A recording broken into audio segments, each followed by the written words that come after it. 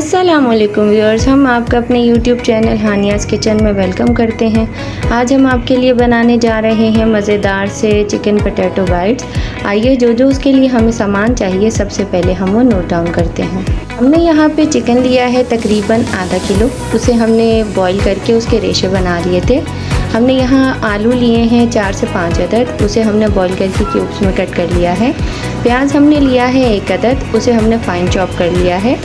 धनिया हमने लिया है 2 से 3 खाने का चम्मच, उसे भी हमने फ़ाइन चॉप कर लिया है। अंडा हमने लिया है 1 अदद। इसमें हमारे पास है पिसा गरम मसाला 1 खाने का चम्मच, चाट मसाला 1 खाने का चम्मच, लहसुन अदरक का पेस्ट 1 खाने का चम्मच, पिसी हुई काली मिर्ची हमने ली है 1 खाने का चम्मच, ज़ीरा 1 खाने का चम्मच, नमक हस्ब ज़ायका। यहाँ हमने ब्रेड क्रम्स लिए हैं और रेड चिली पाउडर लाल मिर्ची हमने ली है 1 खाने का चम्मच। हमने लिया है तलने के लिए।